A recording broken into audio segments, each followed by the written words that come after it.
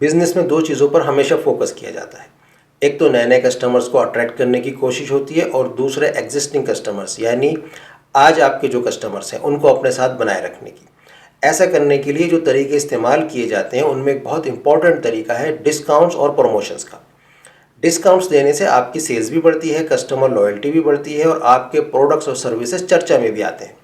आज की वीडियो में हम देखेंगे कि आम तौर पर डिस्काउंट्स क्यों लगाए जाते हैं, इन्हें लगाने से क्या फ़ायदे होते हैं। सबसे बड़ा फ़ायदा ये होता है कि आपकी सेल्स बढ़ती है। आपके जो रेगुलर कस्टमर्स हैं वो भी अच्छी डील देखकर बार बार आते हैं और उनकी खरीदारी भी ज़्यादा होती है। प्रमोशंस देखकर नए कस्टमर्स भी आते हैं, खासतौर पर वो लोग जो रेगुलर प्राइस पर ख़रीदना पसंद नहीं करते या उन्हें महंगा लग रहा होता है। प्रमोशंस के मौके पर ऐसे लोग आपका प्रोडक्ट ट्राई करने से नहीं हिचकिचाते और अगर उन्हें पसंद आ जाए, उन्हें लगे कि प्रोडक्ट की क्वालिटी अच्छी है और इस तरह की क्वालिटी के लिए ज़्यादा पे किया जा सकता है, तो फिर वो आपके परमानेंट कस्टमर हो जाते हैं। दूसरा फ़ायदा यह है कि इससे पुराना माल बिक जाता है। अक्सर ऐसा होता है कि जो माल किसी ख़ास सीज़न के लिए ख़रीदा गया होता है उसमें से कुछ ना कुछ बच जाता है और अगर उसे जल्दी से जल्दी ना निकाला जाए तो ख़राब भी हो सकता है। ऐसे में प्रमोशन बेहतरीन काम करती है, सेल्स भी बढ़ती है और पुराना माल भी सही प्राइस में निकल जाता है। तीसरा फ़ायदा यह है कि इससे आपकी ब्रांड अवेयरनेस बढ़ती है, यानी लोग आपकी प्रमोशंस के साथ साथ आपके ब्रांड के बारे में भी बातचीत करते हैं। इससे नए लोगों को भी आपके ब्रांड का पता चलता है। अगर सही से मार्केटिंग हो जाए तो अच्छे खासे नए कस्टमर्स बन जाते हैं। तो ये तो थे डिस्काउंट लगाने के कुछ फ़ायदे। चलिए अब देखते हैं कि कितनी तरह से डिस्काउंट्स लगा सकते हैं। नंबर 1, परसेंटेज डिस्काउंट, यानी सीधी सीधी एक परसेंटेज लगा दीजिए, जैसे 20% डिस्काउंट। अब ये डिस्काउंट सारे प्रोडक्ट्स के लिए भी हो सकता है या सिर्फ चुनिंदा प्रोडक्ट्स पर भी लगा सकते हैं। आप ऐसा भी कर सकते हैं कि करंट परचेज पर कोई डिस्काउंट ना दें और नेक्स्ट परचेज पर डिस्काउंट दें। जैसे करंट परचेज पर कोई कूपन दे दें कि नेक्स्ट परचेज पर आपको इतना डिस्काउंट मिलेगा। Number 2, by one get one, एक के साथ एक बिल्कुल फ्री या डिस्काउंटेड रेट पर। कस्टमर पहले आइटम के फुल प्राइस देता है और दूसरे के हाफ। अक्सर दूसरे आइटम पर 50% डिस्काउंट लगाया जाता है। इससे आपके बेकार पड़े हुए आइटम्स मूव हो जाते हैं और सेल्स भी बढ़ जाती है।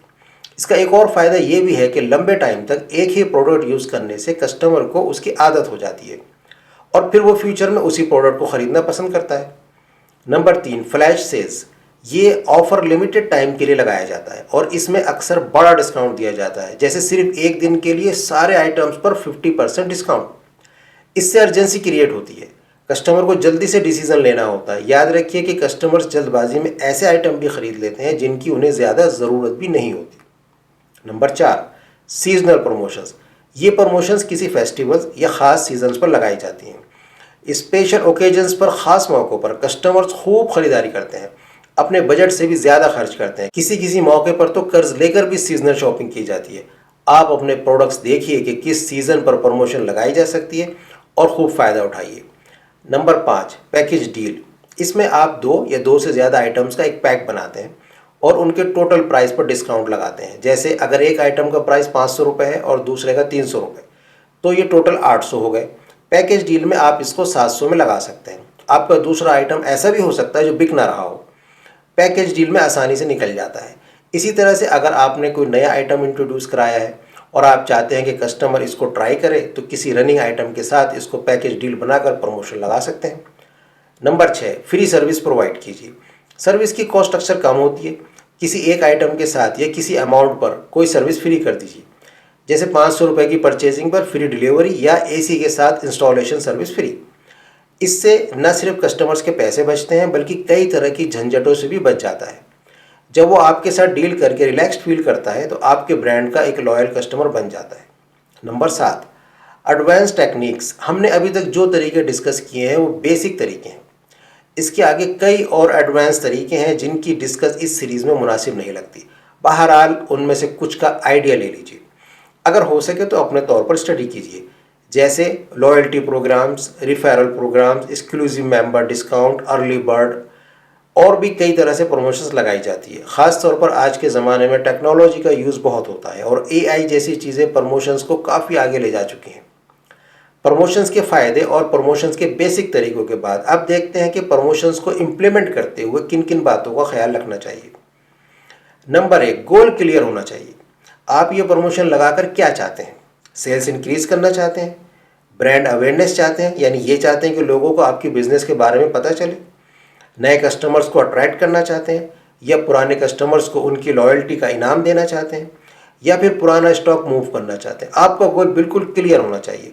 गोल क्लियर रहने से आगे के स्टेप्स आसान हो जाते हैं। नंबर 2, राइट ऑडियंस को टारगेट करें। अपने गोल के हिसाब से, अपनी कस्टमर प्रोफाइल के हिसाब से, प्रोडक्ट के हिसाब से ये डिसाइड करें कि आप किन लोगों तक अपनी प्रमोशन पहुंचाना चाहते हैं। जब आपको ये मालूम हो कि किससे बात करनी है, तो फिर आपको ये भी पता होता है कि कैसे बात करनी है और क्या बात करनी है। इसलिए पता रखिए कि इस प्रमोशन के लिए कौन से लोग हैं जिनसे बात करनी चाहिए। नंबर 3, प्रॉफिट का ख्याल रखिए। कभी कभी आप डिस्काउंट लगाते वक्त ये चेक करना भूल जाते हैं कि प्रमोशन लॉस में जाएगी या प्रॉफिट में। इसलिए इस बात का खास ख्याल रखें कि प्रमोशन अट्रैक्टिव होने के साथ साथ प्रॉफिटेबल भी हो। प्रॉफिट कम रख सकते हैं लेकिन होना ज़रूर चाहिए। लॉस से हर हालत में बचना चाहिए। नंबर 4, अर्जेंसी क्रिएट कीजिए। जैसे लिमिटेड टाइम के लिए ऑफर लगाइए या लिमिटेड स्टॉक के लिए। कस्टमर्स को अगर ये लगे कि प्रमोशन ख़त्म हो जाएगी या प्रोडक्ट आउट ऑफ स्टॉक हो जाएगा तो वो फ़ौरन ख़रीदने की कोशिश करते हैं। ख़रीदने की जल्दी ना हो तो जहन से निकल भी सकता है और कभी कभी वो प्रोडक्ट दिल से ही उतर जाता है। इसलिए अर्जेंसी क्रिएट करने से काफ़ी फ़ायदा होता है। नंबर 5, अपनी प्रमोशन को टारगेटेड ऑडियंस तक पहुंचाने के लिए हर चैनल का यूज़ कीजिए। जैसे email marketing, social media, website और शॉप के अंदर भी एडवर्टाइज़ कीजिए। यानी हर तरह से मार्केटिंग कीजिए, लोगों को अपने प्रमोशन के बारे में बताइए। हमारी नेक तमन्ना आपके साथ है। मिलते हैं नेक्स्ट वीडियो में। Goodbye, thank you.